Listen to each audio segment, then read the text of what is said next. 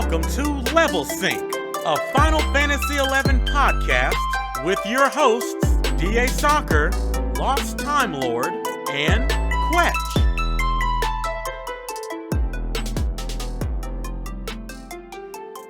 Hello, everybody, and welcome back to Level Sync, a Final Fantasy XI Horizon podcast. We have an episode for you today on the new HENM Tier 2 content. But before we get into any of that, I would like to introduce my co-host for today's episode. We have the Ron Weasley of Final Fantasy XI, DA Soccer. Oof, don't laugh at that. Don't encourage him. Well, I can't Shut wait up. to find out what I am. Let's see. Hagrid? Here we go. Oh, DA Soccer, how are you? I'm doing all right. Next, we have the Harry Potter of Final Fantasy XI, Lost Time Lord. wow. I win. I fucking win. You win. I fucking win. It's funny that you say that too, because like over the course of the past like week and a half, I actually got like a copy that I didn't have to pay for of Hogwarts Legacy. Oh, sick. What a fucking great game. Like that game was so fucking That game was good. such a flash in the pan. People said it was good at first. I haven't heard anything about it since. It's a great dude, game. It's so good. Yeah, like it's enjoyable. it's so good. I loved it. I played. I got 100%. Like I went through and did everything. That game is so fucking good. Sorry, Should have derailed. been Hagrid. You're a blue mage, Harry. Oh yeah. But hi. And I am Quetch, the Hermione Granger of Final Fantasy XI. All right. Okay. Look, I went for trios, okay? Look, I like okay, it. hold on. I Let me like defend this one a little bit. Let's hear your Leviosa. Let's I'm hear the it. one trying to keep you guys Leviosa. in. I'm the one trying to keep everything in line, trying to wrangle the podcast. So I'm like, that fits her personality. Okay. I'm taking the see L that. this week on the character. Okay. No way, because Quest, you're Oh. a swish and a flick. Anyway, welcome. Wait, what did I do to my mic here? Anyway, welcome back to the podcast, everybody. Yeah, I'm just gonna ask straight up, like, what you guys been up to? It's been a few months, summer months. We all know how that is with gaming, and especially with MMOs in general. People are doing things, they're getting married, all this other stuff you never know. So Fuck you. Some of us are. Fuck you. I you am both. so sorry. Hold on. Where's my new soundboard for this? You fucking bitch. You bitch. Oh, that was. He plans out Hermione Granger, but he comes in immediately. Some people are having fun in life. Oh, he went Guardian Leviosa DA's soul right out of his body. Go Well, ahead, continue. how about Let's in see what Final else you got. Fantasy XI? What have you guys been up to? Oh man. You got it, LCL. You got it. That's I'm funny. gonna just sit in this. Are you asking me what I've been up to? Yes. You go Yes. first. Sir. Hold on. So I've been doing a lot actually. I've kind of come back full tilt. Like since the last time we talked, I was kind of like middling and not really doing a whole bunch, just kind of like showing up here and there. But I've come back pretty much full time, getting into as much shenaniganry as I can. Let's see, as far as like personal achievements and stuff, like I said, like I will say, I can see into the future, but like I might mention later in the podcast, I got my full Nashira set. Gonna start working on Homam. I know I've been working on Nashira for months and months and months, but that fucking body, just like it's elusive. I mean, that's the best word to describe it. Is it's elusive. Which body? The Nashira body from Limbus. The Limbus Zone we haven't done, DA. Gotcha. Yeah. When he said the body's elusive, we got the back-to-back body drops the other day. So Yeah, I mean that it can Homam. happen like that. Yeah. Of Yeah, it was Homam. Homam. Oh, Yeah. Homam body. It seems like is more common than Nashira. Maybe I'm just feeling that way because we get fewer Nashiras than we do. But we do the bosses at about the same cadence. Anyways, other than that, we've kind of started to collab with another link shell. And so 2 weeks ago, or was it last weekend? I forget. Whatever. I think it was last weekend. We started to collab with this link shell, and from our previous link shell, Cat Cafe, we had like 10 Jailer of Love pops that we were trying to sell because we didn't think that we would ever do anything with them. It's like 30 But now- hours of your life or something. Oh, at least. But now that we're collabing, like last weekend, we actually killed 4 Jailer of Loves, 2 of ours and 2 of the people we're collabing with. And we do a loot council because we're awesome like that. And I actually, for the first time in 2 years, got a loot council piece of loot. So now I have the Novio earring. Hey, congrats! Which Big is for Blue Mage. just huge, Mhm. huge for huge for Blue Mage. It's pretty good for Black Mage too. Not gonna lie, Eh, but debatable. But it's not bad for Blue Mage. Yeah, so I finally got that. And then yesterday, our collab has extended from just doing like JOLs and stuff to now doing HENMs. We wanted to make sure that we mesh well on the HENMs as well. So we did 2 runs of crabs yesterday, and those went flawlessly. I mean, as expected, the crabs aren't that hard. First run, only the stupid fucking warrior ring dropped, and then the second run, the black mage ring that I want dropped, but it was already looted out from the first run, Ah. and the warrior ring dropped. No belts, which is sad, but okay. And then yeah, just doing the Dynamis thing twice a week, Limbus, Sky stuff on Saturdays. We're doing JOL again this coming Friday. So yeah, things are kind of looking up as far as like being able to get back into doing content beyond just that middling endgame stuff. Yeah, dude, that's really dope to hear. Actually, it sounds like you're really getting your feet back into the endgame stuff. Yeah, with the exception of HNMs. Although yesterday I logged in to do the HENMs, and someone in Link Show was like, "We've got Rock, and there's only 2 of us, and he's at 97%. Come help!" And I'm like, "I'll go kill an HNM." The bat signal. HNM, right? Yeah. So we ran out there and we like 4-manned Rock. Not that that's any sort of accomplishment or anything, because Rock's a giant pussy. But went out there and he only dropped the stupid fucking Crimson Blade, no ingot, no staff. Oops. But it was cool. I mean, so yeah, doing shit again. It's nice to be back into it. It would just be really nice if there was, new content or stuff like that. But I'll take what I can get. Dope. DA, have you forgiven me yet for my? So I'll go ahead and talk about Grievance. what I've been up to. Yeah, please, would you? Right before the Final Fantasy 11 Horizon, I want to say I was pleasantly invited into playing Path of Exiles 2 closed beta first wave, and I got to experience that for 1 week. Had to do an NDA and all that kind of shit, but looking forward to it. So I'm super excited about that. But with Final Fantasy 11, I've been on a little bit of a grind since we last spoke. I did hit 75 Summoner. So I got that one out of the way. My casters are done. I went Black Mage, Red Mage, Summoner. So it was mainly burn camps with a little bit of partying in the middle. I'm very happy to not be looking at fucking crabs and Zarkabard and Bucidid anymore. That's wonderful. So that's good. But Dynamis update, I am 89 of 90. I'm only missing the Beastmaster boots from Dynamis, and then I have every single regular in-queue piece from Dynamis, and I'm done there. I'm also 44 of 75 on +1s. I'm mainly missing legs and body, which is Tav. Yeah. But we don't run Tav that often. So that's going to be my little bit of a grind. But the good news is I'll start being able to turn that currency into cash because I'm poor, like I always am in game, regardless of clamming being evolved or not. So that's my Dynamis update. I'm currently working on Dark Knight. And fuck Dark Knight. I'm literally leveling it. I call it the Batman leveling, because the only way I can level my Dark is at night. So I'm leveling Batman style. And the reason why I can get invites in the middle of the night is because there's no other options. If you need a DPS, I'm the only fucking DPS seeking. You have to invite me. And that's when I start getting my party invites. I just hit 59 on that.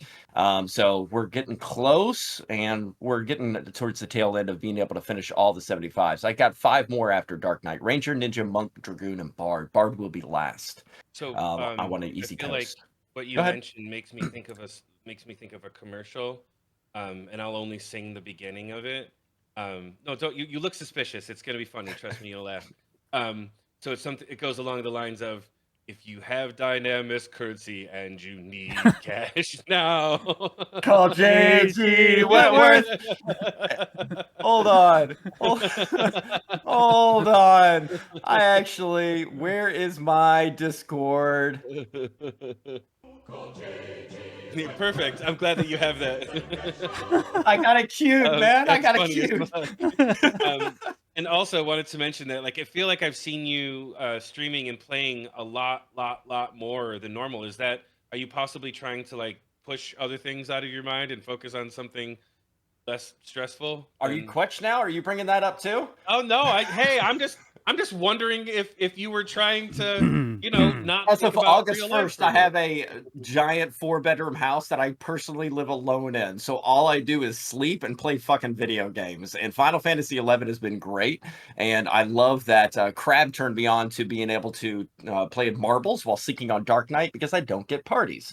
But I also switched to Windy. I am now ranked 6 in Windy. It's my last nation that I need to get ranked 10 in. So I'm trying to be a little bit productive of doing other things as well. So yes, I've been streaming a lot more lately, a lot more, because it's either I'm looking at this computer screen or the back of my eyelids. It's one or the other from my normal everyday life. But next and gardening. up, and gardening, Jesus, I have so many peppers. I have so many damn peppers. Next up, when the 75s get done, I am planning on having a stream or two of just getting testimonies, and then one stream where I kill Matt and I beat the shit out of Matt over and over and over again. I'm going to do Sounds all like my elder Matt abuse. fights. Yeah, sounds like elder abuse. That's perfectly fine. He deserves it. I'm going to just beat the shit out of that old man. I Go wanna ahead. help you here because you may not have thought about this. I Some of probably those haven't. fights might require your 2-hour ability. Yeah. So 24-hour stream. That's I what we're talking. guess. I mean, you might. For getting a Matt's cap and doing all the Matt fights, that might be a 24-hour stream, but it's not anywhere close. So nobody That's get your 12 hopes up or fights. anything. I've already done Warrior. Okay, There's only 15 jobs, true. and 2 of them I might need 2 hours for. True. So, yeah, okay. All right. I just in case you hadn't thought about it, it is something to keep in your. I pocket didn't think there. about it. I didn't Yeah. think about it at all. Congratulations! Shout out to Zeno. He finished his bow yesterday. His relic yeah. bow. So his little Taru ass was flaunting it and showing it off a little bit on stream with his Matt's cap. That bow is literally a head higher than what he is. It's bigger than the Taru that he's rocking. So I wanted to give a shout out to him because we've given shout outs to him and his knowledge and helpfulness in the community. And lastly, I had the coolest fucking party in King Grandbeer's tomb the other night. It was like 3 a.m. because again, that's when I have to level Dark Knight. And I got an invite and they built a party. We go to King Grandbeer's tomb, the little bats, you sneak, you go down, you sit on that corner. And nobody said a fucking word. It was just like, ready? We put slashes in. They started pulling. It was myself on Dark, a Sam Dragoon, Paladin, Thief, White Mage, Red Mage. No bard. And nobody said a word for like 2 hours. It was immediate pull. Bat came to camp. Paladin and Thief got on one side. Dragoon and myself on the back side of it. And then the Dragoon would Dragoon would pincer thrust. And it would turn. Thief would trick attack, sneak attack on Paladin. He'd Voke on top of it, and then I would hit Stormwind because we were 55 at the time. Dark Knight gets Rampage on the 56, individual right? axis at 56. Right. So we were like 54, 55 on that. Nobody said a word. So we were doing 3-step skill chains, perfectly in sync. Everyone was watching each other's TP. Nobody said anything. Halfway through, I was like, I want to say I really appreciate you guys. This is a perfect party. They said, XP only, no socializing. And I said, the way God intended Final Fantasy XI to be played. And they immediately just we started talking and having a good time and just shooting the shit. We're like, we'd rather have casual XP than try hard sweatiness, and this is really relaxing and everybody knows what the hell they're doing. And then I told them about the podcast and they were like, oh shit, we got stuff to listen to, because I got a plug when they like me and stuff like that. And I was like, man, I wish I had a friends list. Dude says, I do. It's called a notepad to my right. That's why I invited you. I was like, what? He goes, I played with you 6 months ago and I really liked your vibe and you were really nice and cool in chat. I was like, oh shit, I made your list. Usually that's a bad thing. So you never know who's out there. I wish there was a friends list to be able to do it, but I wanted to give a shout out to that party. I don't have names written down, but just thank you. That was a really enjoyable, nice, chill time. That's awesome, dude. Yeah. Yeah. So on my end, I do want to bring up the Homom thing that Da mentioned earlier, because we were talking about like the bodies, Homom and Nishira. And our group has pretty much said, okay, we are kind of done doing Limbus bosses for a little while, because our last piece we needed was a Homon body for GM Dave, who has been with the group since the very beginning and was really the only other person in the group who needed Homon body. He wants it for blue when it comes out. I mean, Go ahead. what okay. you don't have a single 75 that can equip it. Eventually. Paladin, I guess, would. And it's not even that Don't great. worry. It's really so. Let me just point this out. It's really only a thief TP or a accuracy swap for when your accuracy is low, or like a blue mage main body outside of the haste from the Shira. So Yeah, I'm not in worried about general, it. it's not really that great a piece. I was just giving you shit. We got one in our year, and I counted. It was like a year and 2 months of doing Limbus with each other as a group. We got one Homon body the entire time, which is like 20 something omegas, 20-ish omegas. We got one Homon body. 4 weeks ago, maybe, we had 2 Omega Pops. Our group was having issues for weeks, like, oh, I can't meet tonight, or okay, like one of us can't be here, and we just kept having issues. So we're like, okay, guys, let's just get together. Let's do these last 2 Omega Pops we have, and hopefully we can get Dave's body and call it quits. First chest, body, and like a DA, you got a piece from that first chest, I think. And Ruki got a piece, one of the other members of our group, who has also been with us since the beginning. Second fight, another body. So remember, a year and 2 months, we'd only gotten one. 2, the back-to-back. Ruki went from 1 of 5 Homom to 5 of 5 Homom in that night. And Dave got his body. So I honestly, if there's a way we're going to go out after so much time being poured into that content, I felt like that was a super cool way to do it. And Dia, you've been joining us for Limbus for a while now, so I just wanted to bring that up. Yeah. My link show with like Crabdance and them. They've asked me to join them, and I said I got another crew, so I've disappointed them continuously that I'm running with you guys. But I enjoy you guys introducing and holding my hand going through it, because I never did that content in retail. Gotcha. This is all brand new to me, and I love that you guys don't need any of the pieces that you need to upgrade your AF. Oh, we've been done on the. It falls into the loot goblin that I am. And eventually I'm going to have 75 beast coins so I can finally get a Loquacious Earring, which is taking priority over my Brutal Earring, because I don't have a single piece yet. Gotcha. Sitting on 160 ABCs right now. You got any plans for him or no? I don't know, man. Like, I'm only holding on to him in case I have to upgrade more gear. I already have the Brutal Earring and the Stealth for my Blue Mage. I got the Loquacious. I've got all the things that one would possibly need with ABCs. I've sold some to friends. I don't like try to sell them, but like if a friend is like, "Hey, I need some," I'll sell them or give them. Yeah, I'm sitting on like 150. Like, just that number keeps growing. I'll trade you an Oxblood for a few. No, you won't. So we've been having fun with Limbus. DA's been slowly building up coins. Yeah, 59. On my end, personal stuff, I am 98.2 chocobo digging. I have 18 more skill ups to cap, which was one of my it was my longest term goal when starting Horizon, was to finish chocobo digging, and hopefully when that's done, TAU will drop that Friday. That's my hope. I got a Sonic belt, which was after my relic was one of my big purchases to save up for it. I don't know if you guys know, or people in the audience probably don't, like not everybody, but Sonic Belt is better than Speed Belt here. Speed Belt is 5% haste, Sonic Belt is 6. But the Sonic Belt synth itself is a level 106 synth, or 107 synth.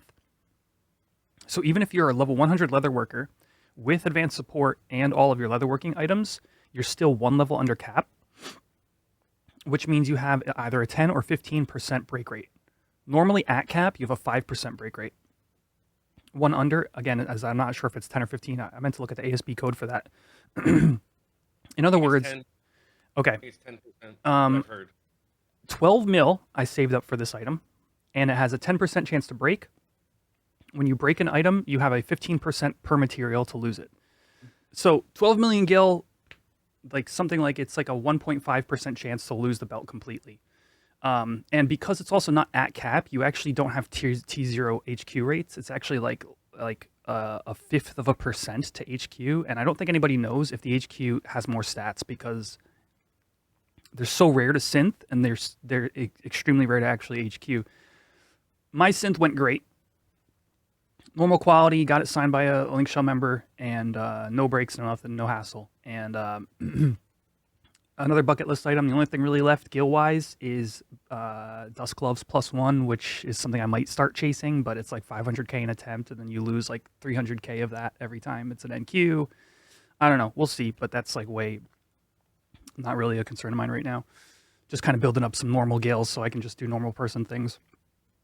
But I got to take that Sonic belt that week into a Gygus merit party. Have you guys heard about or seen these yet?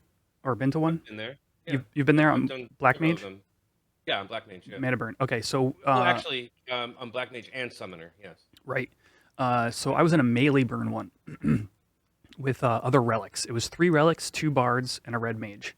3 relic weapons, 2 bards, and a red mage. And we reached about 45,000 XP an hour in that party. It was insane. You need a Dark Knight to leech next time? There's no leech spots. The person who runs them is they parse all the details, and they're trying to compare all the relics against each other and in different combinations. Yeah, so it's a very specific type of party. Some of the people that were in it have capped merits. They're just there to test numbers. So it was a very interesting party. I went Thief/Warrior. Ultimately, I looked at my gear, I looked at the accuracy requirements for the fight, I looked at the buffs we were getting, and I just kind of settled on, I think if I'm going to have a chance to be decent in the parse, it's got to be single wield with Warrior sub for the Berserk. And basically, I did all right. I was like 5% behind the Bravura, 5 or 6% behind the Bravura, but the Ragnarok just smoked us. Ragnarok Dark just wiped the floor with us. But as far as playing my own job was concerned, I had a lot of fun, and I think I played well. And there was a stream of that on my YouTube channel. If anybody's curious how that went or what that looked like, I have the VOD there. But stupid me, I didn't have it set to merit mode, so the first 35k in the party all went to EXP buffer. So now I'm cap buffer on Thief. Nice. That means you never have to change it over. It'll automatically revert as soon as you cap it out. That's exactly how I run it. Yeah. I never switch to merit mode. I always force myself to cap XP before I start gaining merits. So, kind of like this little penance that I pay. I would say part of the trouble with that for me is I play Paladin a lot, and there's no way I'm getting cap buffer on Paladin. Like, that means getting into a party with Paladin at 75, and I just don't want to do it. But fair enough. You guys make a good point there. So that was super fun. I die a lot as Black Mage in Dynamis and other places. So True. Other places. Little Taru who has a Sork ring that like 60% of my HP is like 520 HP. Like if something looks at me and sneezes, I fucking die. So I need that cap or I'm like de-leveling. The true glass cannon build. Oh yeah, absolutely. So yeah, those are the big things lately. The only other thing I do want to bring up is I have been putting in some good strides on our Final Fantasy D20 Session 2. DA, I know we haven't talked about it yet. I was telling the other guys in voice chat. Because you were playing as them. Yeah, I remember. I was there. Yeah, that thing everybody was invited to in the group chat. I have it muted. Okay. I was telling them about what happened is DaVinci Resolve, which is the software that I use, actually released a version 19, and with it, they include AI tools, and one of those tools is to erase background audio. Yo, J-Ray! Is to erase background audio from a track. And part of the issue I've been having with the first few sessions is our voice chat and our background audio have been in the same sound channel. So editing is a nightmare because if you edit people's like ums and stuff out of their sentences, then you've got the background audio and you're like skipping in music. Weird music cuts. Yeah, I can see that. Music cuts, dude. Such a nightmare. So like there would be times I'd leave like kind of awkward dialogue moments because if you cut them out, the music didn't sound right. And it went from being a nightmare to be an absolute joy to edit. And if anybody's interested in that stuff, definitely check it out when that releases in like maybe 2 weeks tops. Whenever I show those episodes, or the one episode that has come out, I say it's come a long ways, just like this podcast. If you watch the first episode as opposed to the most recent episodes, there's been a lot of changes, upgrades, and development of it. So the worst one is always the first one. So yeah, that's been it with me. We can move on to. I just wanted to give some quick update highlights before we move on to the meat of the podcast. It is the Summer Festival is back. Summer Breeze Festival. Yeah. So don't miss your chance to get the Porgar Norgo teleport body by fighting Midgard Somer out on Porgar Norgo. D has been clamming. I know I've seen that here and there. There it is on screen. Additionally to that, we had a few updates since the last time we did an episode. There has been changes to Dynamis Dreamlands that have like buffed the bosses, and there's even been one that has actually given a slight nerf to the Diabolos clones, so you can get to Diabolos better. Have you guys had any experience in the Dreamland stuff before the nerf, after the nerf, or before the buff and after the buff? Yeah. So Quiffum, let's talk about Quiffum for a second. I mean, I do have to push me being out of here soon, so I'll try to get this over with as soon as possible. But so Quiffum, none of the Dreamlands was ever really a big deal, right? Like it was always kind of a little bit more difficult, but definitely not a huge deal. And so since they've buffed or fucked or whatever they want to call to Quiffum, so now like it's really important to kill those bosses, the mini bosses, to take away the buffs from the main boss, which was correct. Kind of always the way that it was supposed to be in retail, but again, in typical Horizon fashion, they've overcorrected like unnecessarily. So basically, now in order to defeat Quiffum, like that boss, you have to go kill the Kraken. You have to go kill the Golem near Behemoth's Dominion, and you have to kill the Bat, which is by Port Juno. So you have to kill those three in order to have a chance at killing the boss. Well, you start off with an hour in Quiffum, so unless you're like splitting up your group into two groups to go do it, you basically spend that entire hour killing these mini bosses. Then you kill the boss, and you have right around only an hour to farm. Whereas before, you'd go kill the Kraken, and you could like fudge your way through the boss pretty easily and then have a more significant amount of time to farm. It's way more unnecessarily difficult. I'm not sure why like they felt that this was necessary. Maybe people were having fun, and then Eric looked at it and was like, oh, can't have that. So I'm not sure why they did it, but it's ridiculous now. Not that we have a problem. I mean, we can get through it, but it's just like, cool, like now we can't really farm for the whole reason that we're actually here. And around the time that they did that, like I think that we didn't go in there, but I think that Tav had a pretty fun bug. Where the Taurus mobs were like instant 100 fisting. Did you get to experience it? Because our group went in. No. But somebody I was talking to was like, I was one of the first people in there. We died like 3 times. Yeah, so was our group, and oh my gosh, they would attack so fast and so hard, like, and just tear through your alliance. Like we had like a stun rotation for the Taurus mobs. We had people saving TP to blow them up. It was wild. They would attack so fast. They would kill you, and their attack animation would still be going off. That's how wild it was fighting the Taurus mobs for that like 3-week period or something. It was. Yeah. If only they had like testers or something to test stuff like that before it went live. But I actually know what happened there. By the way, they recently made a change to like mob families in the code, and they added martial arts to the Taurus mob family, but forgot to take away the like attack speed that they were given to make up for the fact that they didn't have martial arts.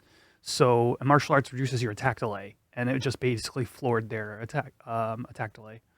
Gotcha. So that was the Dreamland stuff. I know people are going to ask me this. There was a Thief Bolt change that happened on Friday. Basically, they did a couple of things. They made it so status effects like defense down from acid bolts are now a magic accuracy proc specifically, and they gave us A rank in that magic accuracy proc. So basically equivalent to 269 skill. Prior, it was, I think some of them were based on your marksmanship and some other stuff, and Thief doesn't have A, so this is actually an accuracy buff to our added effects. And there was another thing that was happening in the code is actually the level correction, which is when a mob is higher level than you, it's not just their evasion you're checking against, they actually get a bonus to evade your shots based on their level difference from you. That level correction was being added twice for acid bolts. So this was kind of a double accuracy buff because they patched that. A double accuracy buff to acid bolts, and then venom, sleep, and there's one other one are all a little bit more accurate now. And I've had a little bit of chance to play with it. It seems slightly better, but I'll maybe in the next episode I'll talk more about that because I've had more time to work with it. Cool. So that's Thief Bolts, and the very last thing I have on my notes here is Eco Weco. Whoever came up with the name, 100% credit to you, because that's fucking amazing. And that's something we needed from the beginning, but I'm glad you had actually listened to the community, took the feedback, and developed and put that NPC in. You know what that is, LTL? No, but I'm gonna guess that it's an NPC that tells you like which eco warriors you can still do before you have the reset. Yep, it's a Taru in Upper Juno. DA, do you know? I haven't been there yet. It's either Upper or Relude. Okay. Yep, it's a Taru named Eco Weco that you can talk to, and they'll say, hey, it looks like you haven't done Bastok or Sandy yet. And that's it. That's all it is, but it's so huge. Thank God. All right. Well, that's going to do it for the intro to this episode. As you could tell by the title by now, we bring in a guest, the always fun to chat with Professor Crabdance, who has also spent some time with the HENM Tier 2 stuff. We talk about the fights and generally hang out. So that's going to happen right now. So enjoy. Okay, so on to our discussion topic, and we have invited a guest for this episode. Would you like to introduce yourself, sir? Hello, my name is Professor Crabdance. I'm a Twitch streamer and Final Fantasy XI lover. And you have done 2 out of the 3 HENM Tier 2s, that's correct? Yes, done is a relative term, but participated. I'll be interested to hear that once we get down to the breakdown of the individual episodes. But first, I would like to, congratulate you. I'm not sure what to say here. There's a specific mount that has been found in the game, and I think the community is kind of rallied around you obtaining this thing. Like, and you guys did the Bernie raid, like on, what was that, your birthday or your? It was an anniversary stream for 1 year of streaming. We did a Bubbling Bernie raid, and apparently I was told by Hugin that they were very interested in watching me doing it because they thought we figured it out, but we were just doing stupid stuff and doing a level 1 Bernie raid. So I did not figure anything out. Right. Drop. What's that, DA? Did you get a drop? You didn't get it, right? No. We got a Steam clock. Oh, congratulations. Yeah. LTL, you heard about this? The crab thing? Yeah, Cal has it. Cal got the drop. Mm-hmm. Okay. I got it last night. He went 1 of 2. Yeah, Cal. It took me like 80 attempts. And Cal hopped in my stream when they announced it, and he was like, that's fucking stupid. Who's going to do that? And then like 20 minutes later, I look on Crab's stream, and he's just sitting there on the fucking crab beside the spawn point. I was like, you asshole. Yeah, Cal got it 1 of 2. Soren got it like 1 of 9. Yeah, there's a few people I know that have it. Yeah, so it's kind of funny to me that, like, fast forward, it's been like 2-3 weeks since your Bubbly Bernie raid? Yeah. And then it was like 3 days ago, somebody's like, uh-oh, we found the crab, and then like it created this chain reaction. Trying to sell info for it and everything too. Yeah. Wow. I got offered, it was $75K for the information and the pop item to spawn it. That being you a would level have been 1 handed fish. a coos. Yeah, right? Imagine. And I'm like, no, within like 2 or 3 days, everyone's gonna know. There's no point. Oh, that's so funny. You know, You can't dig in it. It's a costume, right? correct. Yeah, Gotcha. yeah, you can't dig. So It should just bubble shower or something when it digs. It was one of my favorite mounts on retail because if you actually put on walking and you walk on it, it looks like you're just like. Wait, can you can you can't Do the can you walk on a chocobo? Yeah, You can I walk. think so. Yeah, so hit the. I've never tried. because Lock Chocobo is yourself all in a about walk, speed. get the camera angle down behind his ass, and go real slow, and it looks like you're just like. I'm gonna have to do that. It looks kind of seductive. So just a heads up. I'll play LTL's some over there Bernie. thinking like the What things the you care fuck about is in this wrong game. with you? That's so Sir, weird. Sir, worry about yourself, okay? Oh, I'm worried He's about got lots myself of already. time while seeking party. This is what he does. Shut the fuck up. When he's not stealing the idea for marbles from Crab. I didn't steal. I thought it was a great idea. Hey, everyone out there, because of Dark Knight being hell, I looked over and saw Crab streaming marbles. I was like, that's a great fucking idea since I can't get a party. So 100% shout Imitation out. is the most sincerest form of flattery. I thought it was great. I forgot all about it. I watched that years ago and I was like, oh shit, yes. It's a fucking 8 gig download too, by the way. We're getting sidetracked. It's all well, good. no, It's all okay. good. No. You want to talk about getting sidetracked on it? My computer can barely handle it because I still have like a 1070 that I'm running off of. So running like Horizon and Marbles at the same time, it feels like it's gonna blow up. Yeah, mine starts. I got 3090 Ti, and mine starts revving up. So I mean, I got them both running in the background too. But I feel you, man. Thank you for the reference. I appreciate it. You're welcome. Everyone's like, he stole it. Yeah, so welcome, Crab. I am going to hop into the HENM Tier 2. So I believe in our last episode, you guys, they had just like announced them. I don't think, or we hadn't had a chance to fight them at all yet, I think. Do you guys remember? We talked about them briefly, I remember, but I don't remember. Yeah. Like, obviously, nobody had done them. Maybe you had done them, Quetch. I feel like we I talked about maybe you wiped attempted the Tonberry. We tried the Tomberry before the last episode. Yeah. I think we had tried Ultima Omega, and you guys had tried the Yeah. Tonberry. And Crab, Yeah, you were well, part I of had- that group too, right? Yep. I have tried nothing. Okay, you're gonna be the fresh. You're gonna have a fresh perspective because some of this I stuff will. is, the community has taken this content in strides. There's some things the community seems to really like, some things maybe not, and I hope to get into some of that.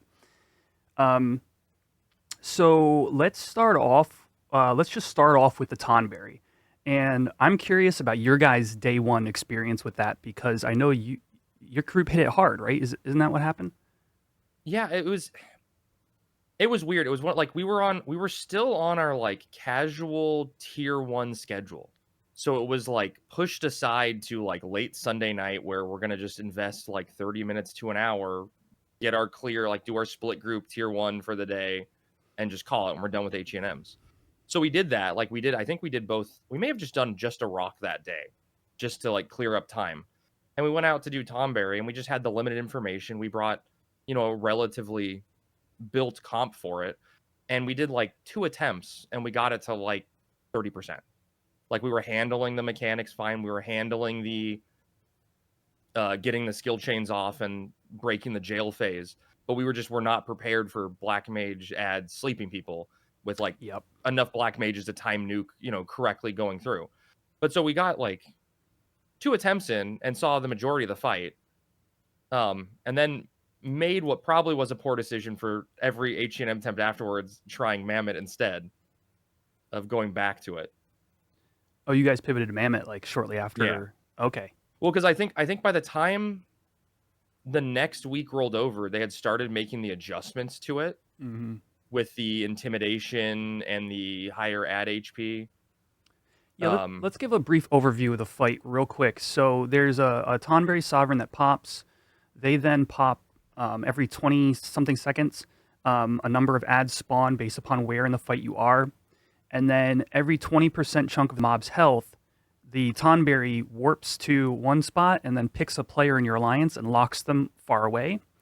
The Tonberry then does a slow walk over to that player. If they get there, they one-shot that player and they cannot be raised for the rest of the fight.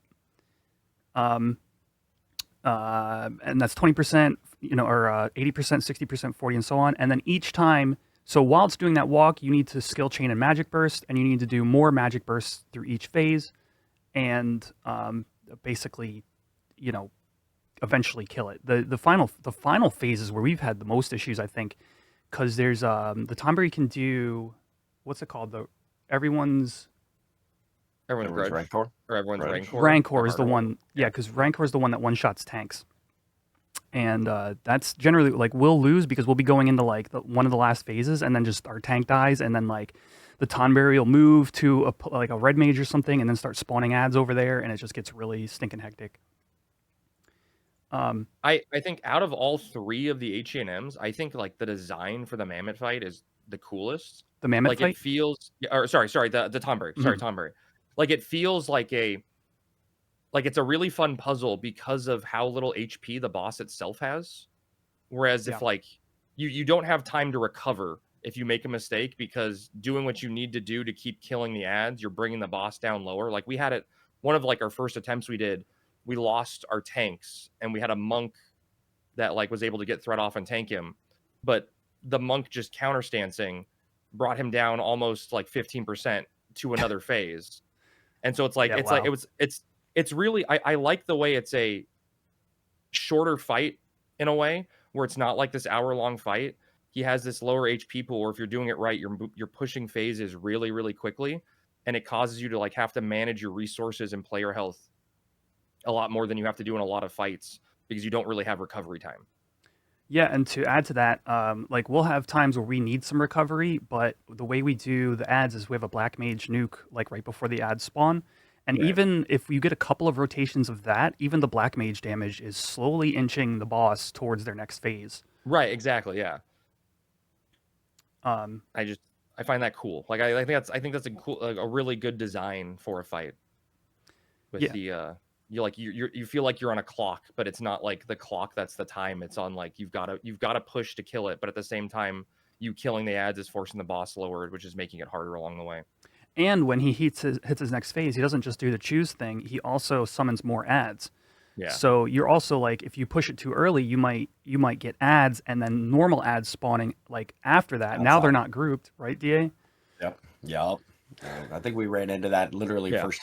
first time on, or no, it was second pull that we actually ended up running into that. We're like, all right, let's get it close on there. All right, ads are up. All right, and then ads there's are up no, like, again. There's no shit! rotation on what ads spawning, so you could just get a bunch of black mages and just have them sleep off the rip, and just it's over. Yeah, I'm slowly like working on maybe trying to ask them to incorporate like just poison pots the whole time for everybody on the front line, but Mm. we've been doing them at the last 20%, but like really like a sleep gut at the wrong time is just like a wipe.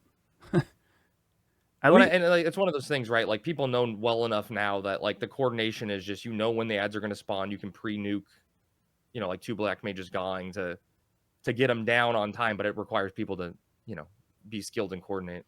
yeah, and that's one of the you mentioned the fight being really well designed, and I think that has been fun for our Link Shell is those small improvements like nuking before the ads spawn and then getting that nuke off right when they spawn. It's like little things like that, or how we're skill chaining, where like we felt room to grow. We beat the fight, and then we've had room to grow in how efficiently we do that. Since that point forward. And so I know at least for our Link Shell, it's been a really fun fight to keep kind of improving. Um, have you guys been back to it? You said you moved on to mammoths from your. I don't know if you want to go into that can of worms yet, but we have Okay. not been back to any HENM Tier 2 in a while. Okay.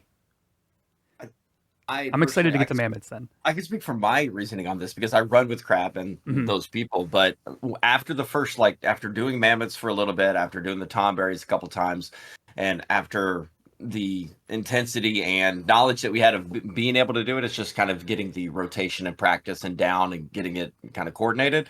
After that, it seems like the HENMs got tweaked continuously of little things that needed to be adjusted.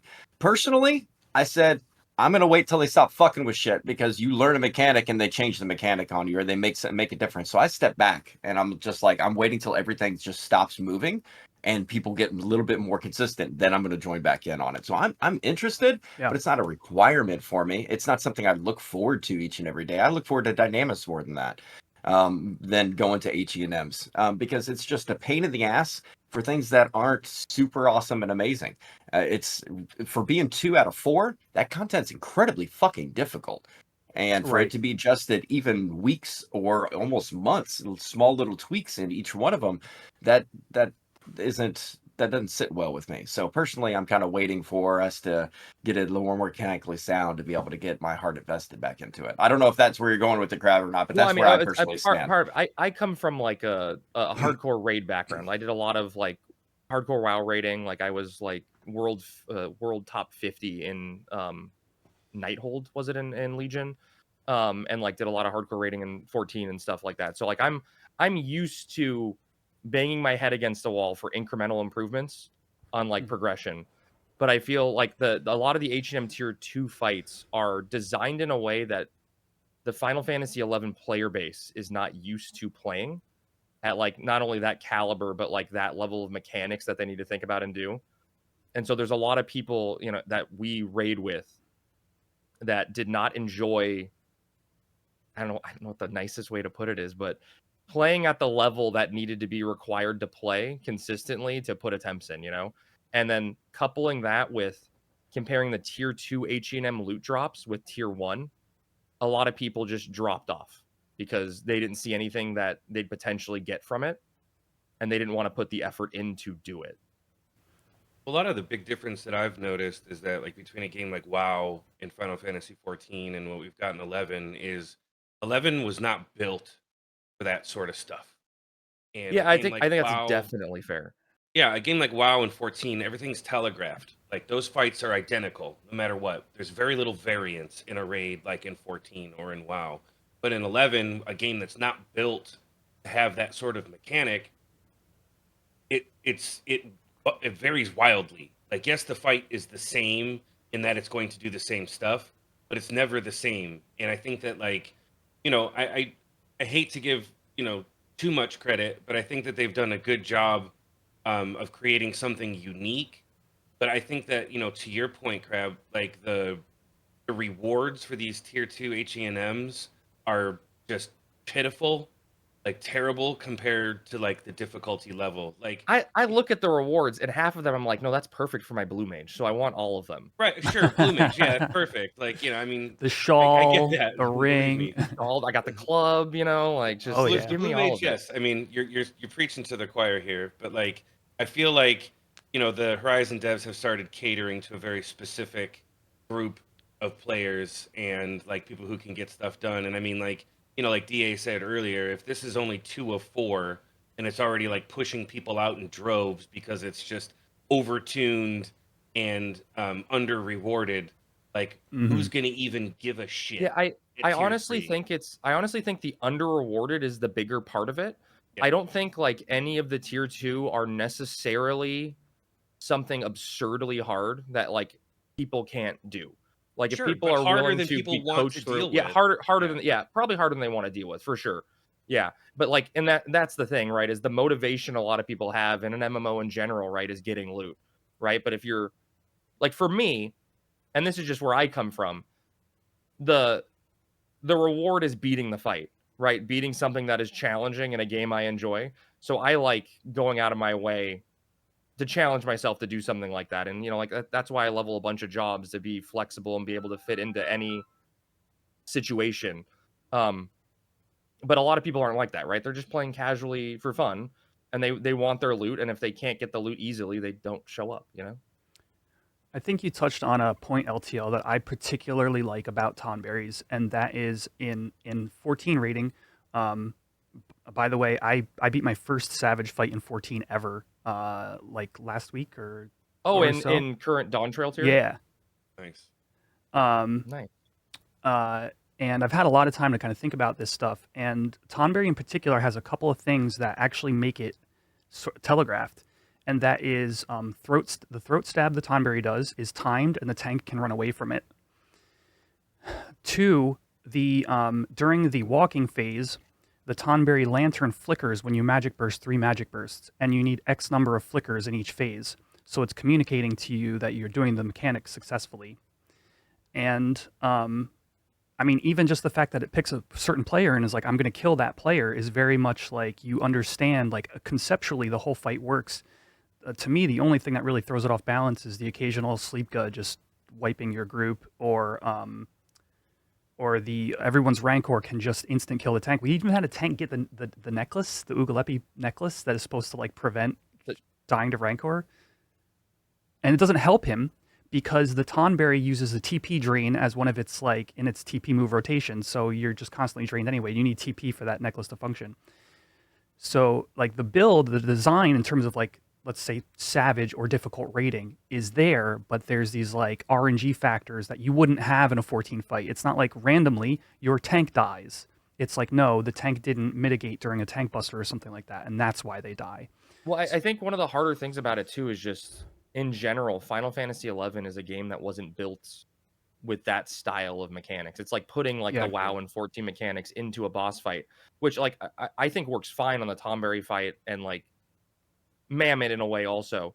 But the player base isn't used to it. I mean, like to me, what it feels like is when I went from Final Fantasy 11 to Final Fantasy 14 and 2.0 and was raiding with people who their only raid experience was stand on the dragon's foot and you avoid the breath, and then they have to dodge a puddle on the floor, and they couldn't dodge the puddle on the floor because it's not something they've been used to and used to. Like, it's like you're trying to do WoW movement and WoW abilities in Final Fantasy 11, and people just aren't used to moving and using their character in that way, like the average player.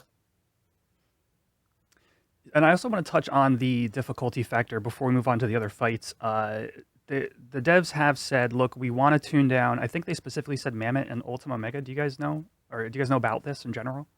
Yeah. I mean, I would say in general, Mammoth needs HP tuned down or region tuned down in some fashion, but yeah. And for Ultima Omega, I think it needs an HP reduction as well. It's just too long, but we'll get there when we get there. I do want to touch on hard mode because we mentioned loot, right? So here's the thing: is the community is generally in line with you guys. Like the effort to reward ratio isn't there for like a group that might want to jump into something harder. But what there is on these fights is something called hard mode, and that does increase the it decreases the rarity of the entire treasure pool. So something that is in the like uncommon rarity, which goes up to like 20% drop rate or whatever, goes down to common, which is like 40% with TH4 or whatever it is. But you have to trigger hard mode and you have to, get the win. So Tonberry hard mode, for those of you, who've listened to the podcast before or watched any of our various streams, I don't think any of us have tried it, but you've maybe seen the Tonberry fight. And one of the things you do is you need to vary your magic bursts from phase to phase in order to, what happens is like the Tonberry will astral flow, which I forgot to mention, based on the element that you burst. So say you burst Blizzard in the first phase, you'll get a Shiva. You burst Wind in the second phase, you'll get a Garuda. If you use the same burst phase to phase, what happens is it summons Shiva the first time, if you burst Blizzard. Second time you burst Blizzard, it summons 2 Shivas and you get astral flowed twice, 2 Diamond Dusts. Sound fun, DA? No. I think you're supposed to like cure in between, like prep a Kuraga, and then like you have enough time in between the 2 Diamond Dusts. Curing, that's a different word than regen. Yeah, regen ain't gonna help you on this one. If you then burst Blizzard the 3rd time, Odin appears and Zentetsu-kins your entire alliance. This is the 40% walk phase.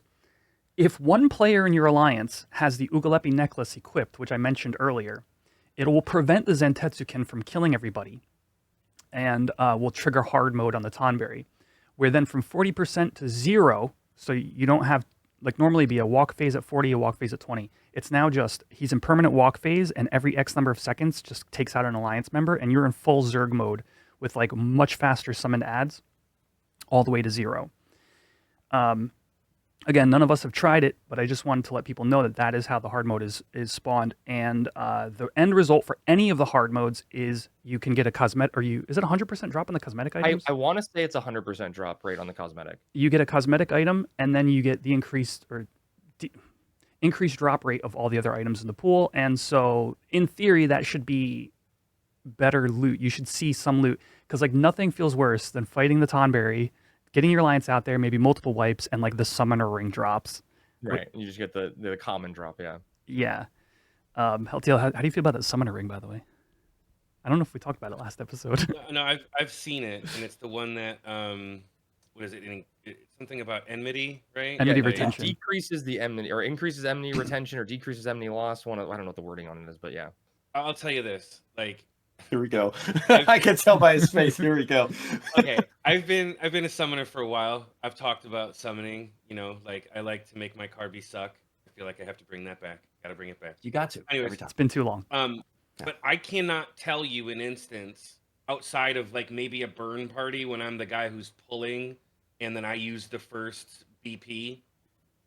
I've never been in an instance where it's like, oh my god, my avatar lost enmity and it's coming after me. Oh no, I'm gonna die. Like, when the fuck is that useful? It's Like, basically solo or low man play, you know. sure, like, I mean, and like I said, like if I'm the guy pulling in a burn party, like for example, if you go out and do birds in Lufay's or whatever, or Misero, I forget, whichever one, the birds and the rams out there, like if you're pulling, like I'll pull and bring it back to the camp, and like let's just say that I send out Ifrit, he makes the mob red but doesn't actually connect, right? Like that doesn't do any damage, and then I bring Ifrit back, and the bird comes, and then I put the Ifrit back on the bird.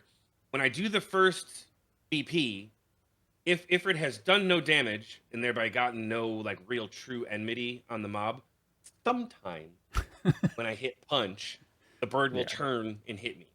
Yeah, Like, 'cause you but get I'm the 1 prepared for it. CE on blood packs. Right. So like that's literally the only time that I've ever had to worry about my avatar losing enmity, and worry is carrying a lot of weight in that sentence, because I'm not really too worried about it, because like 2 seconds later, if it's doing his BP and thereby solidifying his hate, I've just never been in an instance where I have given a fuck about my avatar's enmity. It just doesn't happen. I've never seen it. It's useless. So unless they're like, gonna come through with making these items that are garbage, like upgradable at some point, like, we did crabs yesterday, and like, you fight the tier 1 HENM, right? And you fight through, and you're like, oh, you did a really good job. Great, the warrior ring dropped and 2 decloth. Like, who the fuck uses that warrior ring? Like, no one. It's garbage. So like, yeah, of course you do, because I'm Well, not gonna get into it, but I act like I do too, because that's my segue to get the mace on my blue mage, because I say I need it for my warrior tanking set. right, warrior. Heck tank, yeah, that's the dude. one. I'll use that. I'll use that as an excuse now, even though my warrior's 37. It's a great Or excuse. My chat 28. loves it. You guys use it. Feel free to use it. Yeah, I'm gonna start collecting Homam now, because I'm done with Nashira. So You're not done? I have all my Nashira. No, I don't. We run with people who need Homam. What am I supposed to do? Roll over them for my Yeah. pipe dreamed blue mage when TOA That's comes why out you in level a 2028? Dragoon or something, so you have an excuse. I really need this. I'm interested in gearing Dragoon. I need all my Homam. Look, as a Taru with full int merits, I don't think that like any melee job is gonna really serve me very well. You know what I mean? Like, Ninja. I'm You always don't know going to that. be, You know that. I'm always going to be worse than anyone else if I do that. Anyways, unless they actually like put in where you can upgrade these garbage items, like, what's the point? Like, it's just so stupid.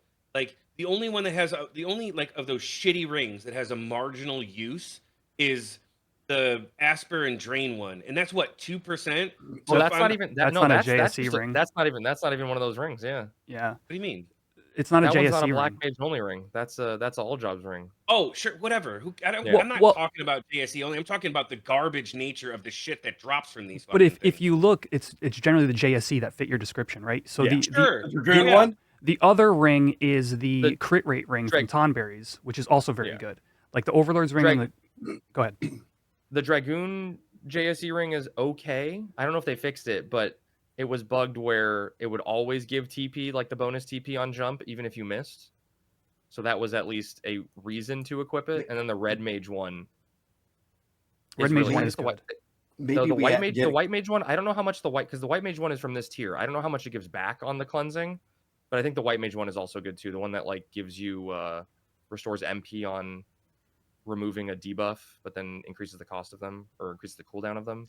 Cooldown. Maybe we're getting all these JSE shitty rings, and you're going to turn them in and get it like an awesome ring, like a Matt's cap ring in the end, or something like that. Some kind of awesome, badass ring. I'm just trying to. Infinity throw Gauntlet something out ring? there. Yes, an Infinity Gauntlet ring. There you go. You'll get that in 2030 when they finally release new content. But like, I mean, out of all those things that I've seen, the only one that even makes any sense is that Asper and Drain ring. And even though it's only 2%, like, if I'm aspirating or draining for 200, that's what, 4 extra HP or MP? Like, okay. I mean, it's somewhat useful because it's it adds to whatever else you're doing. The But anyway, question you need to ask about that ring though is that drain and aspire the spell or drain and aspire the effect? who knows? Like, Has I anybody mean, I tested don't that? know. I'm only asking for important reasons. Like, Drain 2 or blue mage spells? Oh, in general, like the way retail would have that is drain and drain 2 would be affected, but that's a good question. Or like, does blue mage have a spell that does Asper? It does. It has a number of them. I Yeah, think it has Magic Hammer, Asper for and Drain, example. but they're called different things. Yeah, Magic Hammer's a that's the only great reason one. I care about Yeah. those things. All right, I'm going to move us on to the Mammoth fight because I am very curious about somebody who's had a lot. I watched you guys doing it, which is part of like, hey, what if we get Crab on to talk about this subject? I watched you guys do it. You had some interesting strategies, and you've been progging the hard mode fight. Have you guys actually won? Let me preface this. Have you guys actually won? No, Okay. we have not. We had competing attempts where if what happened in one attempt happened in the other attempt, and vice versa, we would have won. Type scenario, but there always was awkward timed mechanics that would either cause a wipe or cause someone to panic when they didn't need to panic type situation that causes us to not beat it. And then we had an attempt where he's just using his mana or physical walls nonstop that prevented us prevented us from doing damage. And so we literally lost 15 minutes on the clock, and then the remaining 5 minutes we somehow took it down 10%. And if we would have had that the full time, we would have had a clear type scenarios. Yeah, so I'll start out. We did beat normal mode and felt like it was a little bit of a snooze fest with some peak moments where it's oh, things are a little crazy.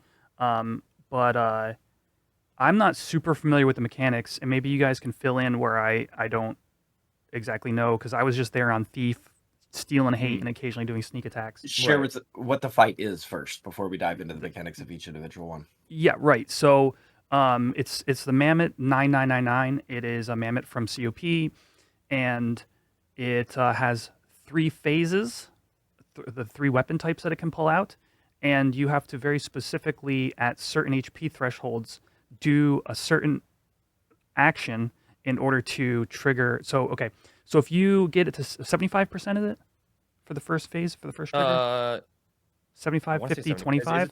Yeah, I think that's right. Yeah. You bring it to 75. The very next thing you do will trigger either sword, polearm, or staff. And so melee damage from that point would bring it into sword. A job ability would bring it into, I think a job ability that does damage would bring it into the polearm. Does that sound right? Yeah. And then a magic damage would bring it into the staff phase.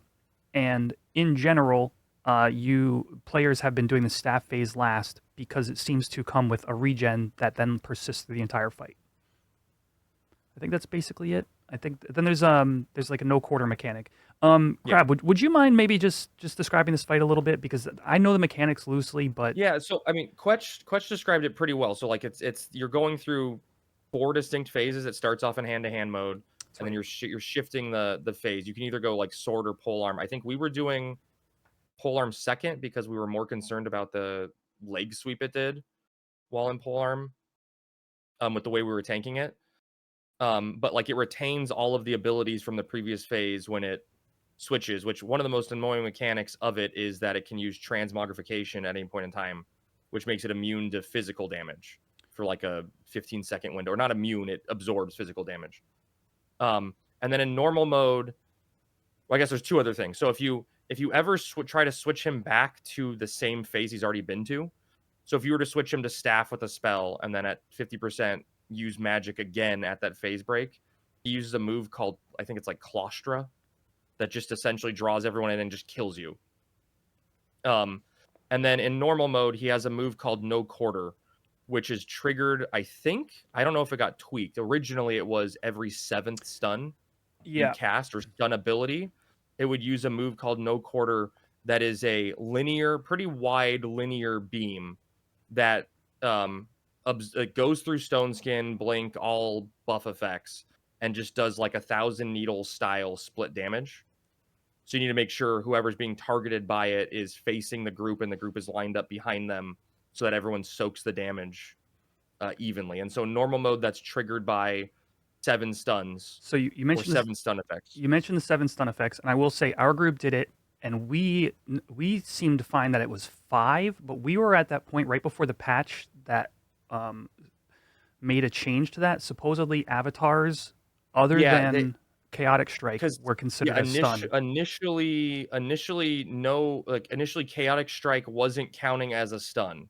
Oh. So I think they made it so that any avatar effect counted, and then it was buggy that we found out so that if there was a stun, like if someone cast stun and then you did a, like, say, double punch on Ifrit and it hits twice, or like Flaming Crush, which is both hybrid physical and magic, which is a 2-hit, the 2 hits from the blood 3-hit. pack would count as 2 different stun effects. Thanks, LTL. So if you did stun into Burning Strike or into the Flaming Crush, that would have been 3 stun effects and like threw off the counter.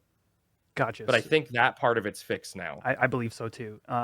But yeah, anyway, so that would trigger that wide beam you were talking about. Yeah, no quarter. And then like the biggest mechanical difference on hard mode is that the no quarter is no longer. It's still triggered by the stun effects, but it's a ability he uses on a set 2-minute cooldown. Every 2 minutes. Every 2 minutes, yeah. Wow. And so for our group, with how we had it set up tanking, we found, because we didn't have enough DPS that had Sub-Dragoon leveled to toss threat behind during normal mode, we found that hard mode was easier for us because we had a tank who could handle it, and the no quarter being on a set 2-minute was functioning as a threat drop for every player because they were taking a 700 damage HP reduction every 2 minutes. So we were intentionally using no quarter to drop threat. That actually makes a lot of sense. I hadn't thought about that aspect. Well, we tried our first attempts at, and like I said, there was like, we ran into buggy stuff. Like this got fixed now too, but initially, I don't know if you knew this, Quetch, on trying to force, I guess it's sword phase or polearm phase, one of the weapon skill damage, or the job ability / weapon skill damage phase. If you missed a jump, if you missed a weapon skill, it would count as a physical attack, which would cause him to duplicate and just instantly wipe us. Yep, the sword so instead, right?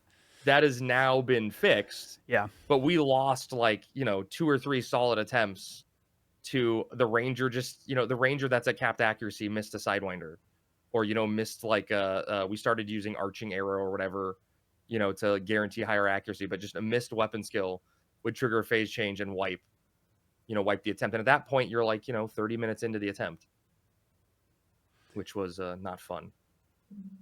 Which is, I think, one of the bigger issues that the community has with both this fight and Ultima Omega. And I would like to bring back to the previous point, mention rating in WoW or 14. At least if you die when the mob or when the fight is at 10%, 15%, it's only a 12-minute fight tops. Mammoths for us, we were down to what is it, 60 minutes to give you?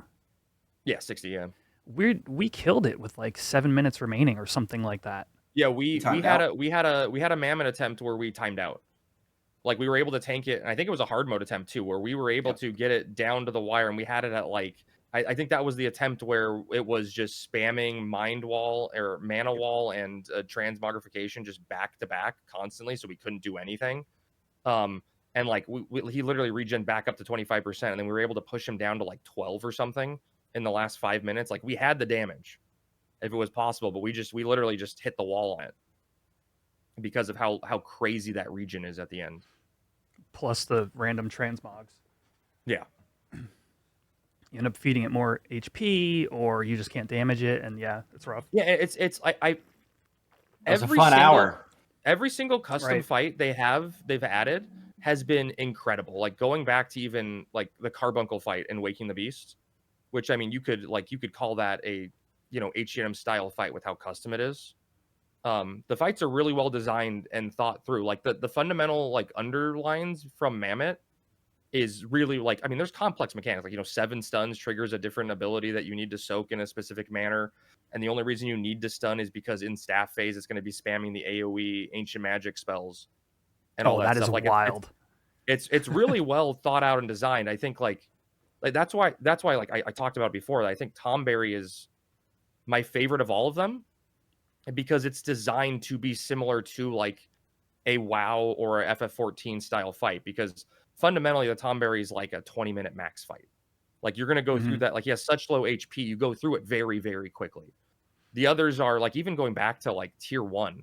Like if you go do rocks with a full group of people, and rocks is one of the easiest ones, you're still looking at like 15 minutes going through, making sure you're getting all the HP down to the right timetable. Like, you know, the crab is designed to be like take longer from his HP reductions, and the scorpions, you're fundamentally waiting for like the third scorpion to spawn for like 5 minutes before pulling them out and like whittling them down. Like they all take longer. Like the Tomberry is my favorite just because the mechanics that are incorporated feel like a real MMO mechanic. And then the time it feels like a very snappy, fast fight that you have to go through quickly and you don't have time to adjust or recover, which is, I mean, I think that's one of the biggest difference between a WoW and Final Fantasy 14 style raid and Final Fantasy 11 is Final Fantasy 11. You have like, you know, in a Fafnir, you can just sleep him, raise everyone up, wait for weakness to come up, and then go back to it, you know?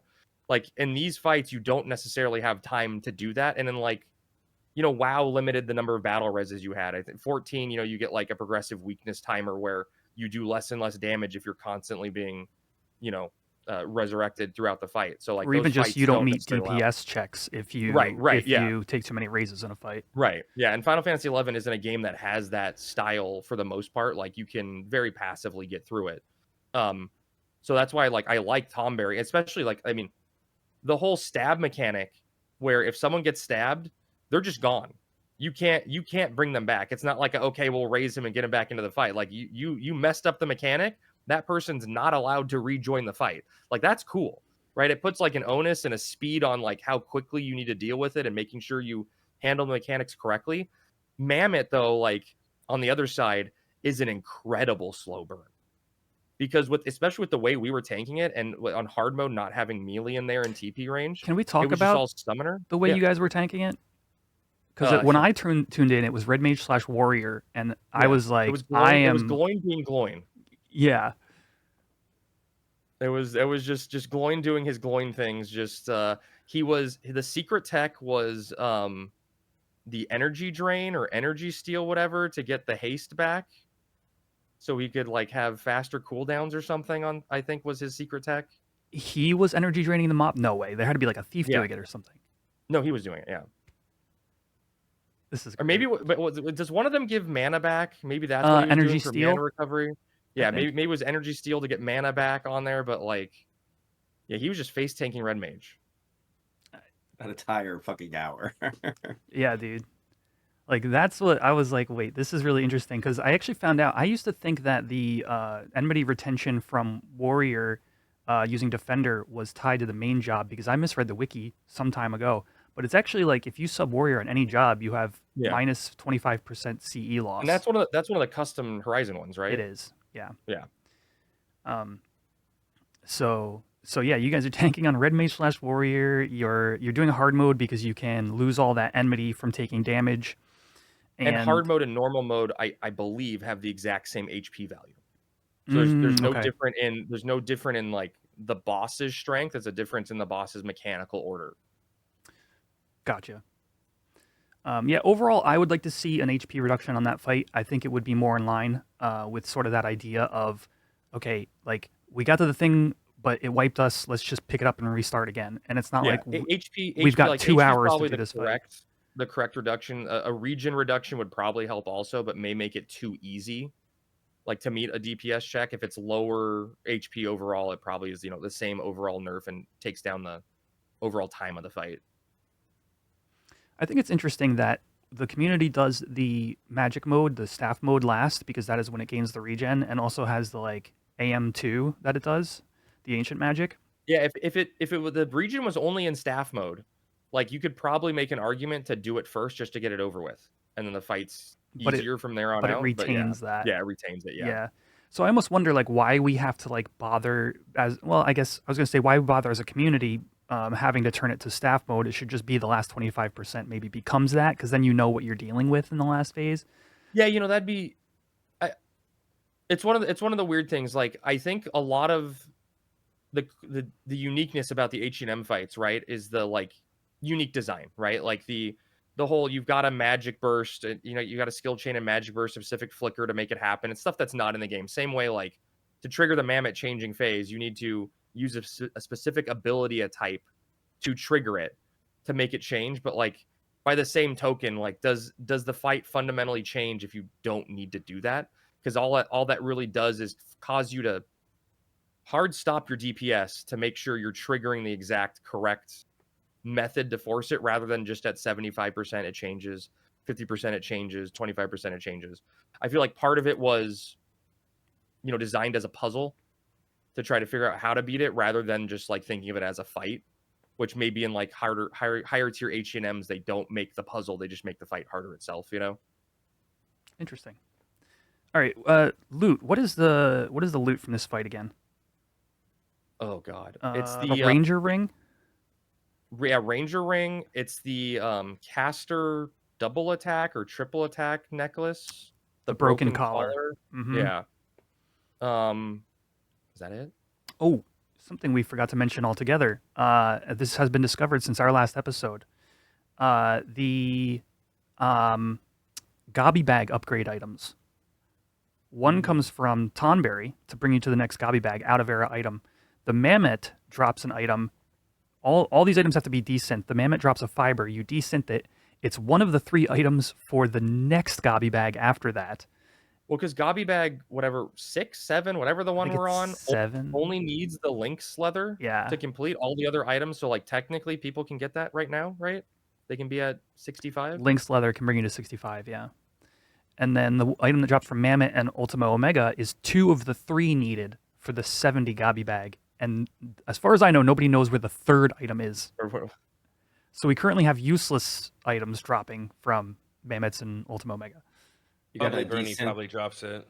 Yeah, but You got to desynth one of the JSE rings.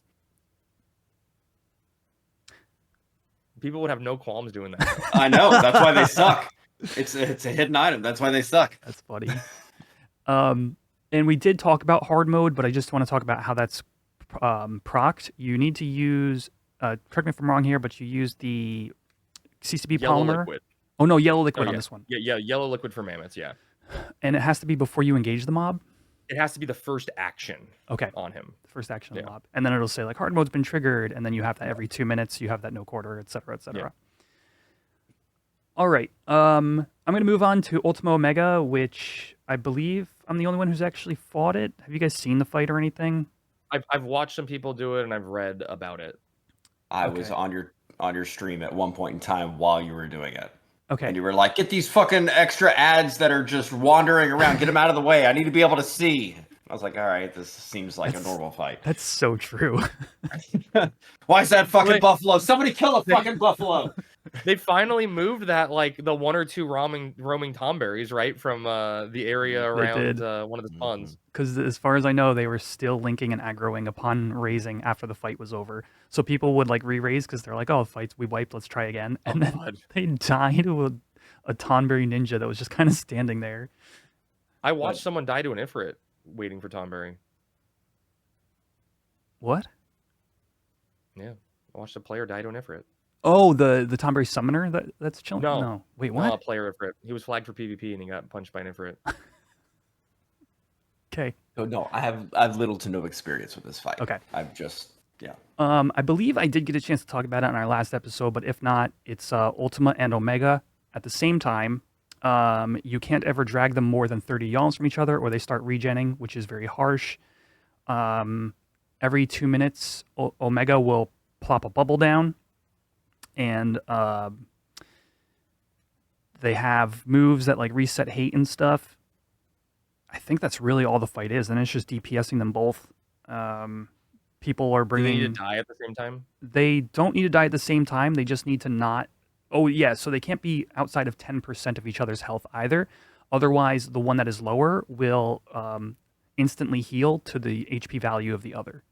Okay. So you need to be within 10% of each other. So what happens is, as long as the like second one is at like 9%, you can kill the other one. Yeah.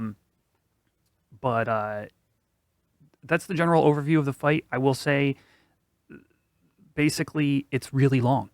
It's really long. You spend I think we had like 10 minutes remaining on our clock or whatever, and just to kind of like reiterate this point about the mammoths is like you spend almost an hour of your event time just between gathering and then starting the fight, but then like you might have like a random hate wipe or something that wipes your alliance, and all of a sudden you've got to start over again. You've got maybe one more attempt for the night.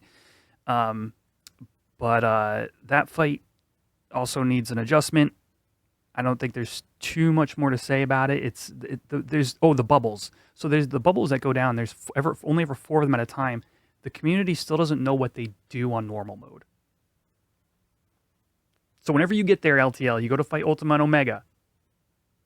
We don't know what the bubbles do. Maybe it's easier just to have them keep dropping them in normal mode, regardless. Be surprised if the devs know what they do. They seem to. They're like, hey, nobody's figured it out yet. Are they different types of bubbles or the same bubble? They were different visually for the first couple weeks, and then the community was like, we don't know what these do, and then they're like, okay, well, at the very least, we'll fix the color, and now they're all the same color.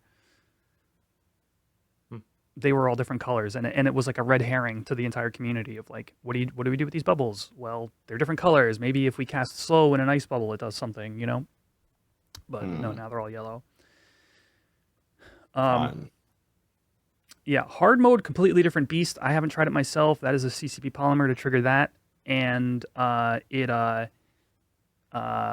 supposedly if they're not in a bubble, they take 0 damage, either boss.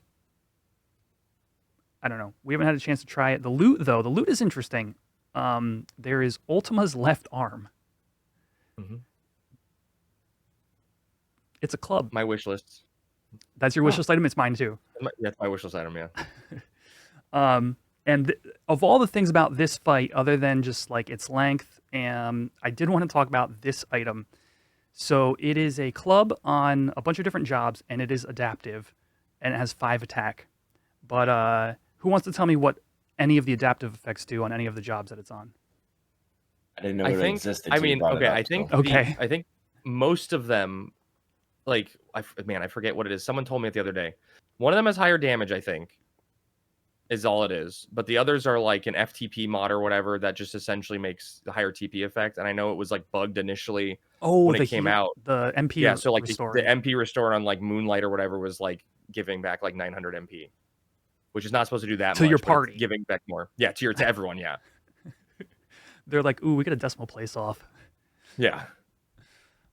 So yeah, I believe on Paladin it has an FTP modifier for Moonlight and Starlight, and I think it's on Warrior the base damage is increased, but the others have not been found, and it's created a lot of conversation around more around the patho nature of the server and kind of like server ethos. People are like, we can't figure this out. There's no hints as to what direction to try. The item's so rare that the people that do have it might not even have the means to test some of these other jobs. Yeah, I do think like adaptive is a cool mechanic in that it allows like gear to be changeable between jobs and stuff, right? But like I feel like that's the convenience of it, right? It's not a play and find. It shouldn't be a play and find out thing. It should be a convenience thing, right? So you don't need to design 15 different tables of loot. You can have one item that changes based on what's equipped. So if the player base has obtained the item, the play and find out should probably be removed for it and tell people what the adaptive effect is.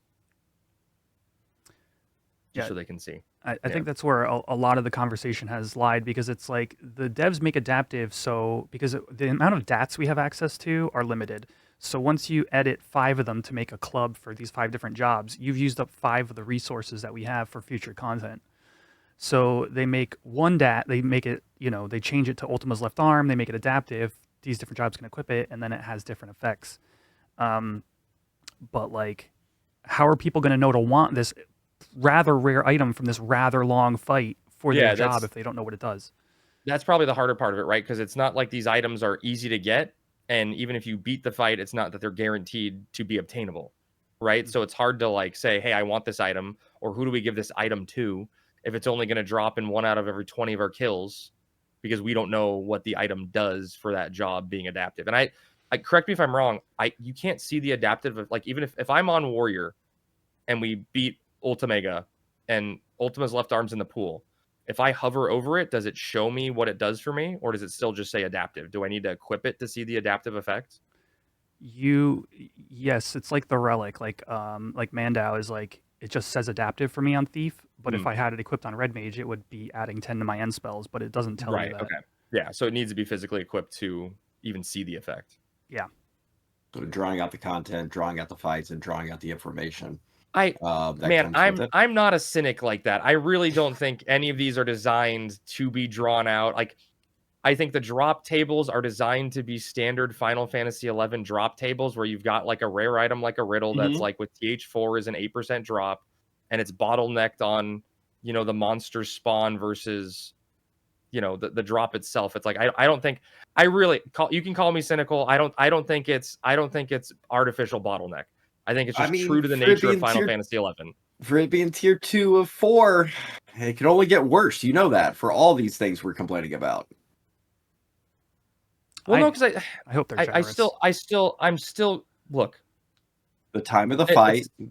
I'm gonna get called a major. I'm gonna get called a major homer for it, and I'll just say it anyway though. Yeah, go right. ahead. Like the biggest example I can give is this is like Echo Fighters in Smash Brothers.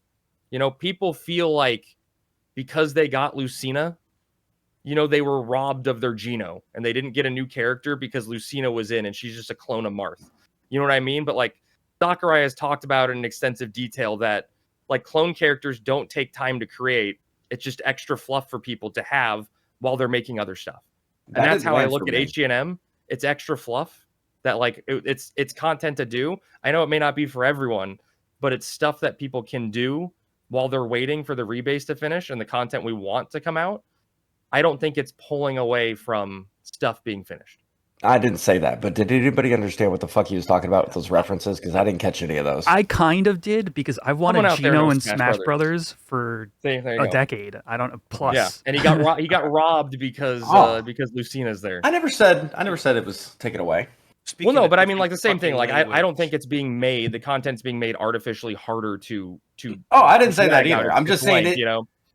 I'm not comparing it to the content. What I'm comparing it to is it's only going to get worse with tiers 3 and 4. The difficulty, the drop rates, the issues that we're currently having with its specific mechanics and stuff.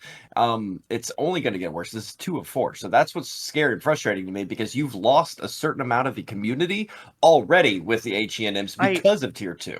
I know our group, we've lost a lot of people that like lost the desire to log in general, it feels like, because of the difficulty of tier 2. But I really think it was just the straw that broke the camel's back. And it's like those people would still be here and they'd still be signing up for HENM and doing it every week if Treasures was released.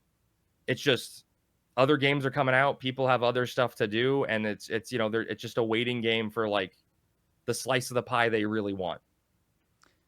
And I mean, in general, I think the harder balancing question, I think, talking about like further tiers of HENM, is what makes a Final Fantasy 11 fight difficult?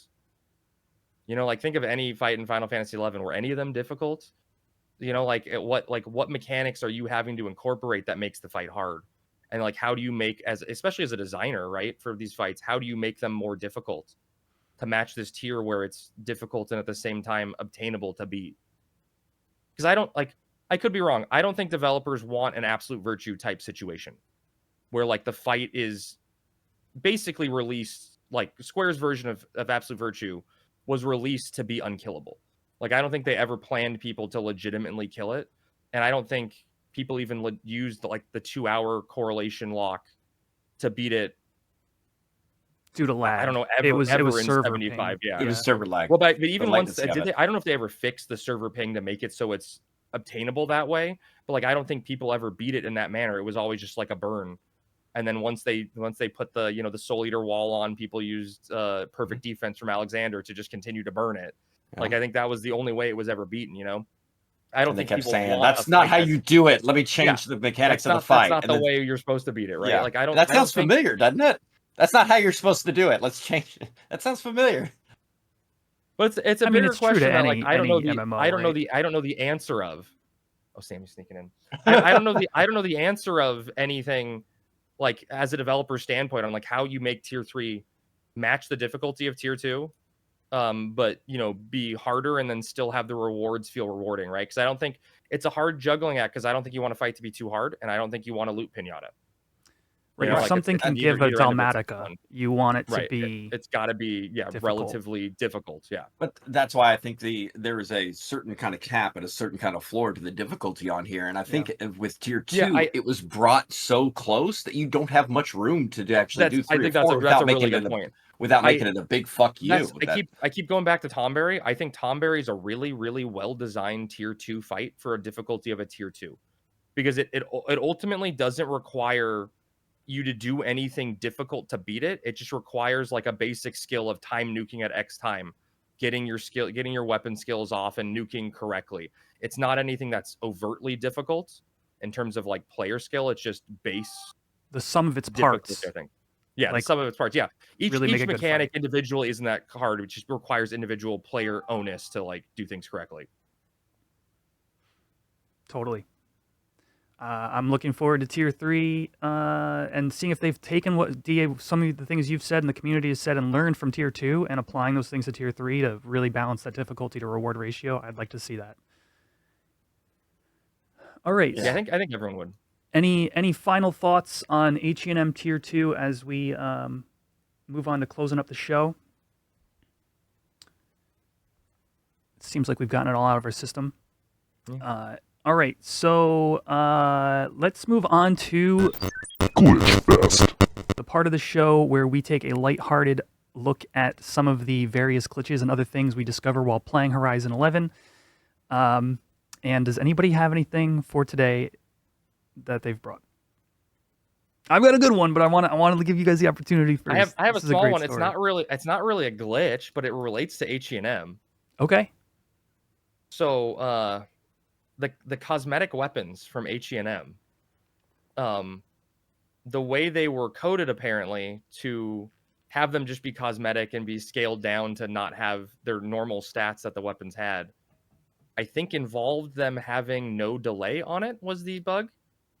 So I got to watch a player test it out with the polearm, where he went from Beastmaster level 1 to 6 in about 3 minutes, because he was like perma 100 fisting with the polearm, before we had 2 GMs show up on stream confirming we were just bug testing it. We're just bug testing. Yeah, we're just testing. Oh, that's great. Similarly to bug testing, I got the begrudging ring rather early on after HENM Tier 2s came out. And it has had a couple of bugs that I've either been a part of or actually discovered. The more interesting bug, I put in a bug report myself and kept hammering at it. I'm like, listen, there's really something wrong here. And the devs ended up replying to me, but I'll get to that story second. The begrudging ring, if you have it equipped when you zone, it removes your link pearls. What the fuck? That's so specific. I called it the antisocial ring. Yeah, it's not called the friendship ring. It's the begrudging ring. It's the forever begrudging ring. Yeah. So what happens is the way your character loads your data is it runs through your gear in a certain way, and then it hits the ring slot, and then it hits the other ring slot, then it hits your back slot last, and then it hits as it's loading your inventory, then it hits your link pearl after that, your link shells, things that are equipped on you. And I found out that what happens is it gets to the begrudging ring as it's loading your character, and the server says, okay, the player equipped the begrudging ring. We need to tell the player what their Tonberry hate is at, or they need to tell us what their Tonberry hate is at, so that we can give them the proper stats, because that's how the ring works. You have Tonberry hate, and that leads to more crit rate. It gets to that call on the server, and then the server goes, I don't know how to load equipment anymore, so I'm just going to stop. Yeah. And so it doesn't load your other ring, it doesn't load your back, and your link pearls are taken off. So over the past month or so, I've had multiple times where I'm just like, man, link shell's quiet tonight. No one's talking to me. And then I look above my head and there's no pearl there. Yeah. I don't know what to do. Shut it down. Don't let him tell anyone. So that one there said the rebase will fix down the line. Okay. But the one that was in this week's patch notes, you guys might have read this patch note and gone, wait, what the hell was that? Let me see if I can pull it up quickly here without ruining my recording. Items with equip scripts will now only activate effects when they are successfully equipped. Was in this week's patch notes. This patch was a result of what happened to me in Revern BO1. I was doing what's it called? Uninvited guests. And you know how you have to kill a wyvern for a giant scale so you can get through the portal and get through Revern, right? Yep. So I'm fighting a wyvern, and I sneak attack and gust slash, which I always do. It's my strongest kind of combo for damage in that level range. And I notice I'm critting a little bit more. And then I notice I'm critting a lot more. And then I crit about 60 plus times in a row. And never stopped actually critting, and the mob died. With my dagger, it's like 20 damage a crit or whatever, 20-something damage a crit. And I was like, okay, I need to put in a bug report on this. This is weird. No, it's just RNG. You're fine. Yeah. I mean, It was a high statistically roll. speaking, probably the heat death of the universe would occur before you would get that. Anyway. You're a relic thief. You got it. So it's 50 cap. I got a little like 21 dagger on or whatever. Anyway, so I put in the bug report, and I get one person goes, huh, that's strange. And I'm like, isn't it? And so next week comes, I go back to Revern, because we're doing our weekly rotation, and it happens again. And I'm like, okay, I already put in a bug report. We're going to get our scale. We're going to go do this thing. And I don't know, hopefully somebody replies to me. 4 weeks of me going, okay, this is consistent. I need to follow up with this. I put in more data in the bug report, and I finally got a dev to respond to me. And here's where the interesting part happens. They asked for some specifics on what's going on, and I was like, this is exactly what I'm doing. This is the zone I'm in. And it's been happening since I got the Begrudging Ring. But the Begrudging Ring cannot equip while you're in a level 50 cap zone, because it's a level 70-something item, 75, I think. And let me remind you what the patch notes says. Item with equip scripts will now only activate effects when they are successfully equipped. The ring gives you crit rate and damage taken plus, not minus, based on your Tonberry hate. Because it's in my wardrobe and my gear swap is running, it's attempting to equip the ring every tick of the gear swap. And it was applying the effects of crit rate and damage taken every single time it tried to equip.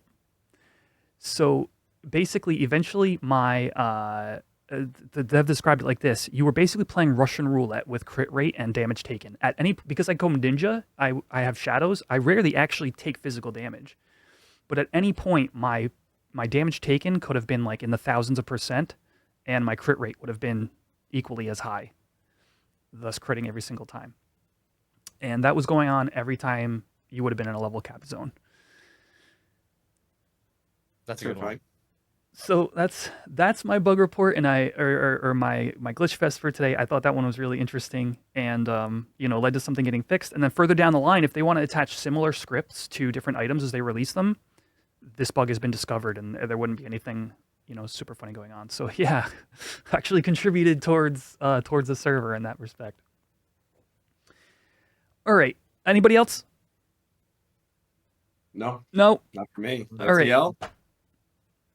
Crab, where can people find you?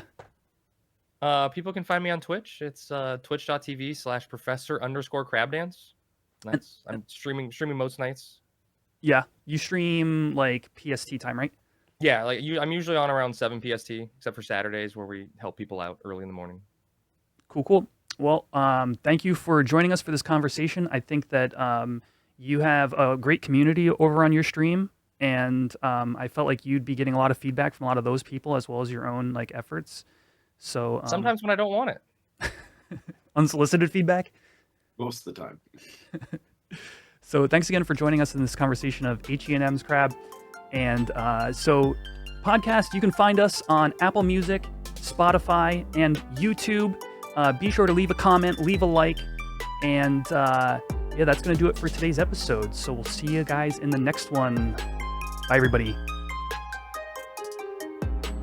We're an audio show, you guys. Bye. Bye. Oh, goodbye. God damn it! We've done like 80 hours and I still fucking do it.